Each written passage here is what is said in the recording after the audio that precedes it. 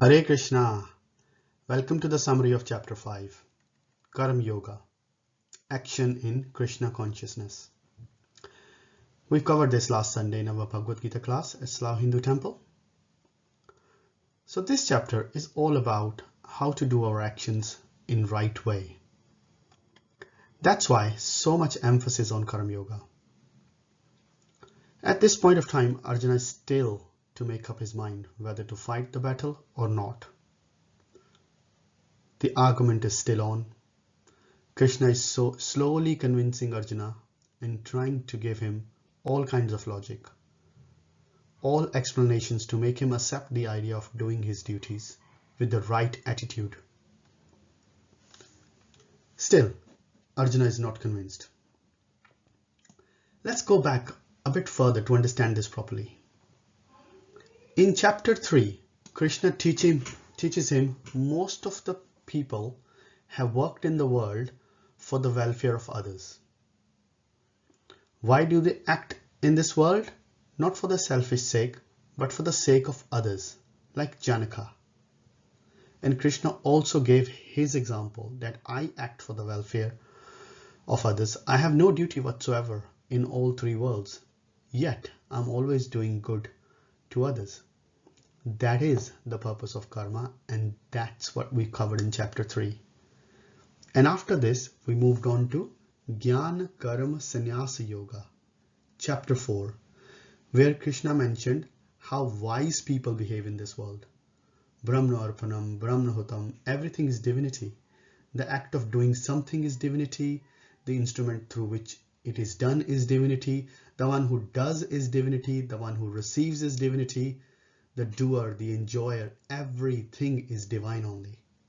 That is the idea which Krishna is teaching.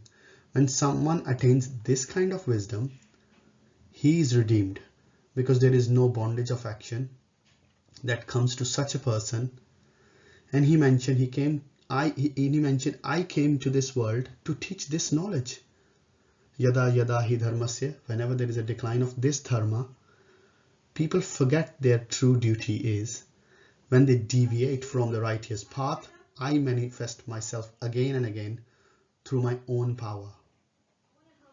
As we learned, he himself is the material, he himself is the instrument, he himself is the product, he himself is the doer. Like a spider weaves the web out of his own self, lives in a web, swallows it, and goes to the next place. Like this, the whole creation comes out of God, and God himself is there in all aspects of creation. So Jnani uses this idea, everything is divine, so therefore there is no selfishness, no urge to hide or hoard. There is only this feeling to share and love. And this is the idea of Jnana Karma Sannyasa Yoga. With this wisdom, everything is jnana. Krishna at the end did praise that and said there is nothing greater than this wisdom. This knowledge of self, which is the highest, there is nothing greater than that. One should try and attain, because once you attain this knowledge, you become peaceful at once. You don't have to struggle anymore. There is no anxiety, fear, no more delusion. Immediately you will attain peace. And therefore you must attain wisdom. And how you attain this wisdom? Go to a wise person, Tattvadarshi, Tadvidi Pranipatena, Pariprashnena Sevaya. Serve the wise person, win his favor, win his grace, and ask the right question, and the wise person will teach you. This is Guru Shishya Parampara, and you must be a good disciple to learn this. You can't teach this to anyone. Arjuna is now in dilemma. He says, on one side, you are telling me to fight this battle over here and go on and do your duty, do it with perfection, do it without any expectation of the results, all that for the welfare of others. And on the other side, you are saying, Actually, you see, this knowledge is more important than the other things in this world. That's why Arjuna's confusion begins again, and this doubt certainly came to me as well. If you all become wise first, then engage in action, you will be freed from all the action and reaction. Krishna says, if you know that self-knowledge, you can act in the world with great efficiency. Greater jnanis are constantly engaged in action, and yet they are not the doers and not the enjoyers. That is Jnana Karma Sannyasa Yoga. You're not giving up actions, you're not renouncing the action, and there is no question of renouncing the fruits of action. You are renouncing something when you have it. You don't even ask for it. So there is no question on renouncing and not renouncing the fruit of action, because you're always acting from the seat of that highest wisdom when you don't see yourself as a doer or enjoyer. You simply see yourself as a witness. And in that wisdom, whatever happens through you, the instrument of God, divinity manifests through you. You are not the doer. Nothing taints you, nothing binds you. That is the idea of Jnana Karma Sannyasa Yoga.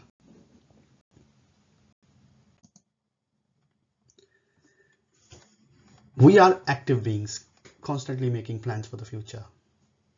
Our thoughts manifest in action. Repeated actions form habits.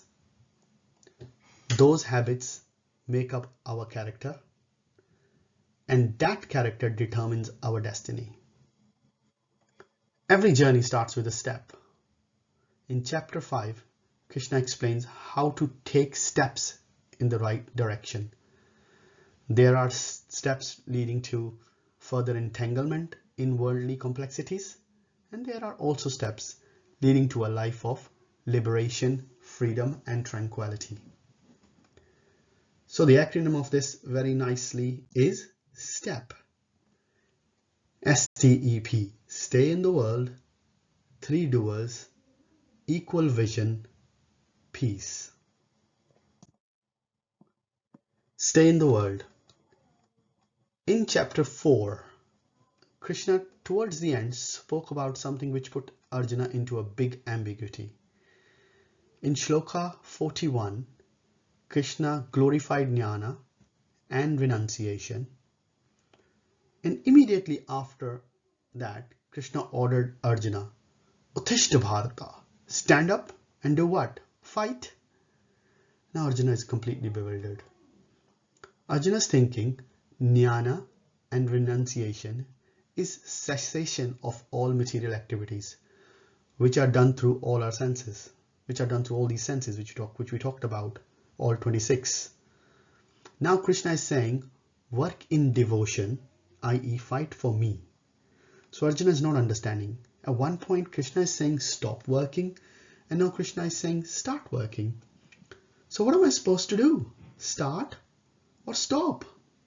This is the question with which the chapter 5 starts. The first question, Arjuna is asking, which one is better? Please tell me. Renunciation or work in devotion? And here starts the answer by Lord Krishna from shloka number 2 onwards. From shloka 2 to 6, Krishna is proving that how renunciation and work in devotion, they're both equal. Not much difference is there. Why? Because both of them are aiming at liberation. But then he also goes on to prove that the work in devotion is much better than renunciation because it is easier. In shloka 7 to 12, Krishna is talking about characteristics of a person who is yoga yukta, who is practicing nishkam karma yoga. Such a person is never entangled. In shloka 8 and 9, it is said such person is aloof from a sense objects. In shloka 10, it is said it is unaffected by sinful actions, like the lotus leaf is untouched by water. Why is doing all this? Why is he working? So he gets purified. Because of purification, all this work is happening. And finally, in Shloka 12, it is saying a person who is attached, what he gets, and person who is detached, what he gets. Person who is attached, he's completely entangled in this material world. Whereas person who is detached, such a person will attain the ultimate peace. So, stay in this world and still remains aloof from his influences, just like lotus leaf. T. Three doers. In this section, Krishna is talking about the three doers. In Shloka number 13, Krishna is talking about living entity, Atma, all of us. So what is our role? The living entity? We desire. Whatever we want, we desire. In Shloka 14, here Krishna talks about material nature. So what does material nature do? Material nature is the one of the doers which will materialize our desire. And then material nature is not independent. Material nature is dependent and controlled completely by whom? That is spoken in Shloka number 15. That is controlled by Supreme Lord, the Lord Shri Krishna. So here we discuss in great detail how Supreme Lord is just sanctioning our desire. So we are desiring, Lord is sanctioning, and the Prakriti, i.e. the material nature, is materializing the desire under the guidance and supervision of the Supreme Lord. In this triangle, who is the culprit? The culprit is the living entity, us. We desire, we started this. And when we get the results, we are the one who are enjoying also. So Supreme Lord is not at all responsible for all the activities we do. He just sanctioning. He just sanctioned based on our desire. In Shloka number 16, Krishna said, the one who knows this knowledge, that is the knowledge of three doers, such a person is entitled, enlightened with knowledge by which this nescience is destroyed and the ignorance is removed. Basically, it's just like an infant, lacks the ability to ride a bike, but can still pretend to do so with the help of stabilizers. In this world, the individual soul is constantly supported by the super soul in the heart, who provides all the knowledge, inspiration, and facilities to function. Equal vision. Start of this section, Shloka number 17 to 21, symptoms of a self-realized person is spoken about. Like for example in 17, it is given that one becomes fully cleansed of misgivings. In Shloka 18, he sees with equal vision everyone. All the different species which are given, he sees with an equal vision because he is actually seeing the Paramatma in everyone. In Shloka 19, it is said he already conquered the conditions of birth and death. In 20 and 21, it is said he's already situated in transcendence. He's enjoying unlimited happiness because he's concentrating on the Supreme. And now from Shloka number 20 to 25, it is spoken about why the person is stuck in problem. What is the basic cause? Here it is said that the person is stuck in problem because of the source of the misery, and the intelligent person will not actually get in touch with the source of misery. That is given in Shloka number 22. What is the source of misery? The source of misery is sense gratification. Why it is a problem?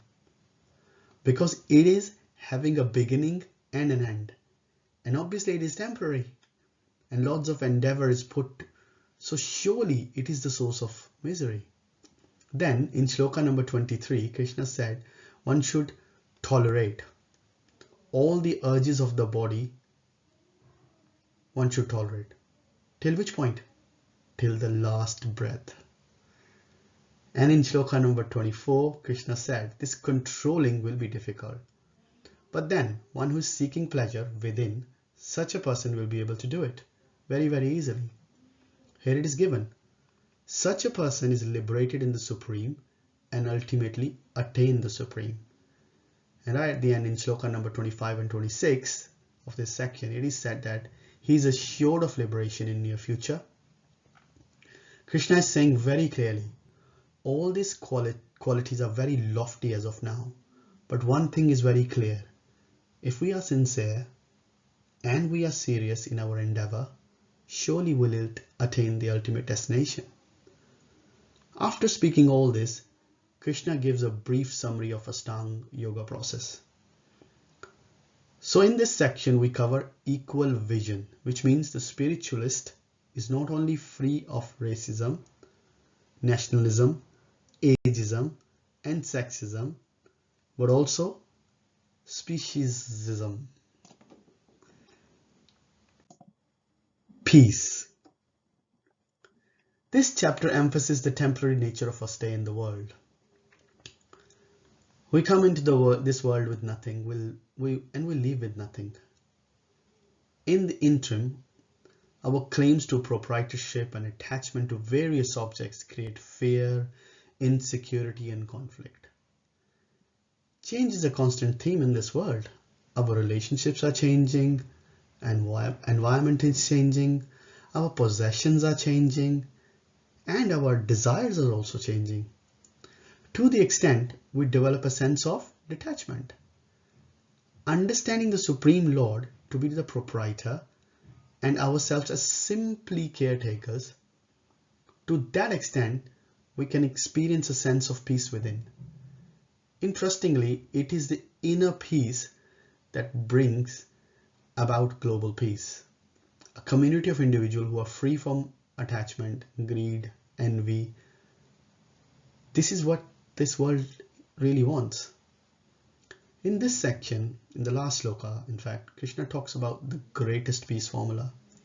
He says, anyone who understands that the Supreme Personality of Godhead is Bhoktaram Yagna Tapasam, the beneficiary of Yagna and austerities, Sarvaloka Maheshwaram, he is the Supreme Lord of all the planets, all the Devi Devtas or demigod. Shuddham Sava Bhutanam, he is a real friend of each and every living entity. Such a person who understands this, Nyatva Mam Shanti Mrishyati, he attains the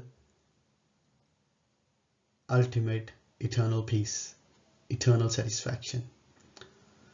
So in this, Krishna very, very beautifully explains the various aspects of Nishkam Karma Yoga, and we pull that to a higher level to understand the devotional service also.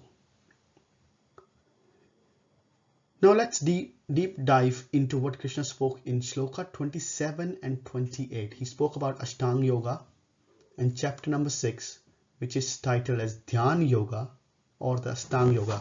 We'll cover this in our next video. Hare Krishna.